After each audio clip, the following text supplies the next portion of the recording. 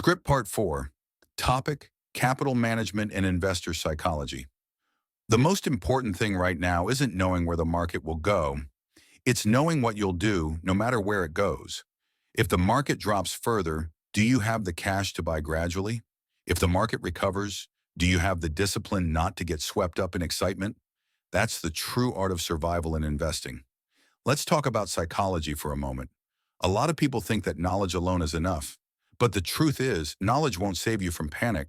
Only capital management and emotional control can. I've seen incredibly smart investors, MBA degrees, Wall Street experience, lose everything. Not because they didn't understand the market, but because they couldn't control themselves. They bought during euphoria and sold during fear. Meanwhile, the calm investors, those who respect risk and know their limits, don't need to win every round. They just need to avoid losing big ones. And over time, they're the ones who win. Remember this, the market doesn't care how smart you are. It only rewards those who are patient and disciplined. If you're still investing right now, take a hard look at your portfolio. Are you holding any stock just because you hope it will come back? Is there a loan or margin position that keeps you up at night? If so, it's time to be honest with yourself. Because investing isn't about proving you're right, it's about surviving long enough to be right. I once told one of my younger students, in investing, the winner isn't the smartest person. It's the one who doesn't quit when things get ugly. And that's why I believe this moment, despite the volatility, is still an opportunity. Not an opportunity to buy recklessly, but a chance to sharpen your discipline, strengthen your strategy, and prepare for the next cycle. History has proven every storm passes, and those who stay patient, rational, and prepared, they don't just survive, they emerge stronger than ever. So if you're feeling anxious, remember this. You don't have to know what will happen tomorrow. You just have to make sure you won't lose everything, no matter what happens. That's not just capital management. That's the art of peace of mind in investing. After more than 20 years in finance, there's one thing I've learned. Numbers don't kill you. Emotions do. I've seen investors with MBAs, sitting in glass offices on Wall Street, vanish after a few brutal downturns. And I've seen retirees investing their life savings with patience and humility survive every storm. Why? Because they understood their emotions and refused to let them control their hands. Think about this for a second. Every time the market plunges, what do you feel inside? Fear, anxiety, the urge to do something? That's human nature. We hate feeling helpless, so we act, even when that action hurts us more. But in investing, emotional reactions are often the most expensive mistakes. In 2020, during the pandemic crash, a friend called me at midnight. He said, "I can't take it anymore. I'm selling everything. I can't watch it drop again tomorrow," I told him. If you can't stand watching the market fall, you shouldn't have invested in the first place. But if you sell tonight, you'll regret it for the next 10 years. He stayed. 2 years later, his portfolio was up over 60%. Not because he was smart, but because he stayed calm when everyone else lost control. A study by the Behavioral Finance Institute in New York once found that 90% of investment mistakes come not from lack of knowledge, but from emotional reaction. Fear makes you sell when you should buy. Greed makes you buy when you should wait. And both make you lose the one thing that matters most, clarity. Here's what I want you to truly understand. Investing isn't just a game of money. It's a battle between logic and emotion. And to win that battle, you don't need to be the best. You just need to know your limits. If you're easily influenced by emotion, invest less. If you hate losing, keep most of your assets in safe places. Investing isn't about proving you're right. It's about protecting yourself from your own mistakes. One of my mentors, a former fund manager in New York, once told me, "I've never seen anyone go broke from investing too little, but I've seen many lose everything because they invested too much, too fast." That's capital management in its simplest form. Not a formula, not a spreadsheet. Just the wisdom to know when to stop and when to hold. I often give new investors one simple rule. When you feel most excited, buy less. When you feel most fearful, Stop and observe. Investing is a journey of patience, not speed. The truly wealthy are those who know how to lose small to win big. They never let one mistake take them out of the game. Think about this. If you lose 50% of your capital, you need a 100% gain just to get back to even. But if you only lose 10%, you need just 11% to recover. That's why risk management is your armor in every storm. I know it's easier said than done, but you can start with one simple habit: set boundaries. Say to yourself, I'll never let one stock take up more than 15% of my portfolio, or I'll invest no more than 30% of my savings. The rest stays as emergency cash. These small rules won't make you rich overnight, but they'll keep you from losing it all in one mistake. And finally, among those who are tired, frustrated, or scared of this market, it's okay to be afraid. It's okay to have losses. What matters is what you learn from them. Because investing isn't about getting rich fast. It's about growing wiser, about money, about fear, about limits, and about faith. When you learn to stay calm in chaos, you're not just a successful investor, you're truly free. Part 5, topic: Market stocks versus value. Stocks, the art of patience in investing. Let me tell you a short story. In 2008, when the U.S. financial system was collapsing, a friend of mine, George, a seasoned investor in his 60s, remained calm, as if nothing had happened. I asked him, George, aren't you worried? Your portfolio must be down like everyone else's. He smiled, took a sip of coffee, and said, I don't invest in the market. I invest in businesses. That sentence stayed with me for years, because it holds a truth that most young investors overlook. The stock market is just a place where people trade ownership. But real value lives inside the businesses behind those stocks.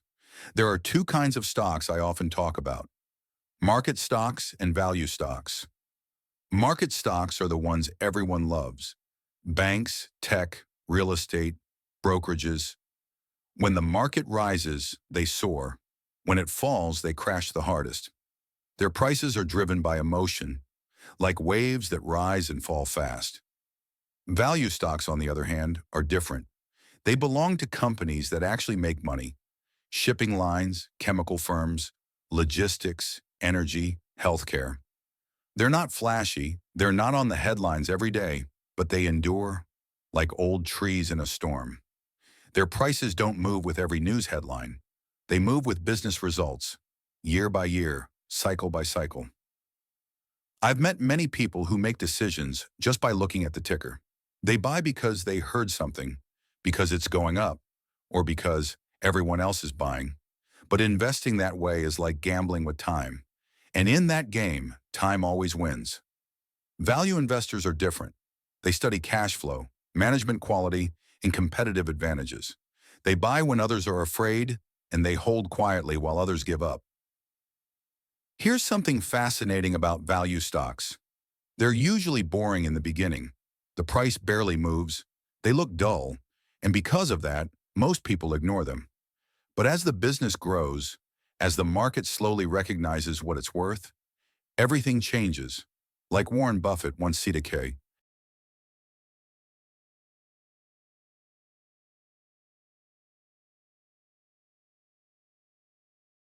in the short run, the market is a voting machine, but in the long run, it's a weighing machine.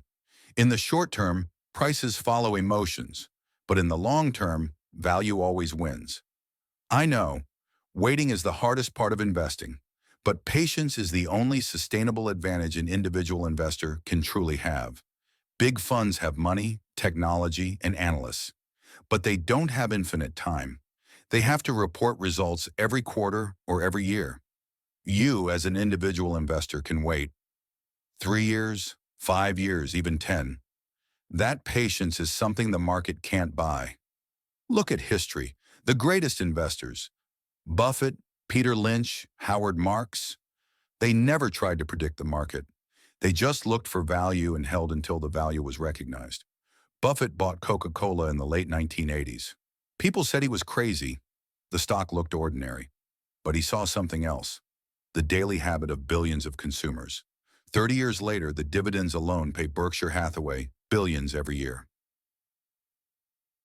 I'm not saying you need to become Buffett, but you should think like an investor, not a speculator. Before buying a stock, ask yourself, if the market closed for 5 years, would I still feel comfortable owning this company? If the answer is yes, you're holding value. If it's no, you're holding a lottery ticket. And here's another truth. People don't get rich by predicting trends. They get rich by staying in the right direction long enough. Markets fall, rise, and turn 100 times. But great companies, the ones with real cash flow and true value, they survive, grow, and reward the patient. You see, in investing, speed doesn't matter as much as direction. Some people double their wealth in 10 years, while others lose it all in 6 months. So instead of asking, how fast will this stock rise, ask, will this company still exist 10 years from now? That answer matters more than any chart, headline, or short-term wave. Let me end this part with a simple but timeless truth. Value investing won't make you rich quickly, but it will make you rich steadily. And more importantly, it will let you sleep well at night. Because ultimately, investing isn't just about returns. It's about peace of mind.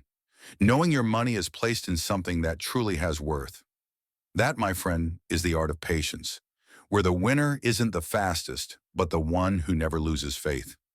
After all these years in finance, watching countless people succeed and just as many fail, I've realized something profound. Investing at its core isn't really about money. It's about who you are. You can read hundreds of books and learn thousands of theories, but if you don't understand your own emotions, habits, and fears, you'll keep repeating the same mistakes, just in new market cycles. A young investor once asked me, how do I know when to buy and when to sell? I smiled and said, when price no longer controls your emotions, that's when you truly understand investing. Because investing isn't about chasing the market. It's about learning to live slowly in a fast world. When others panic, you stay calm. When others get greedy, you pause. When others rush, you wait. And over time, those small acts of patience turn you from a player into a master. I once asked an old mentor in California, a man who spent over 40 years in finance, don't you ever get tired of the market? All the crashes, the rallies, isn't it exhausting? He looked out the window and said softly, no. The market is a reflection of life itself. It rises and falls. It teaches me patience, humility, and acceptance.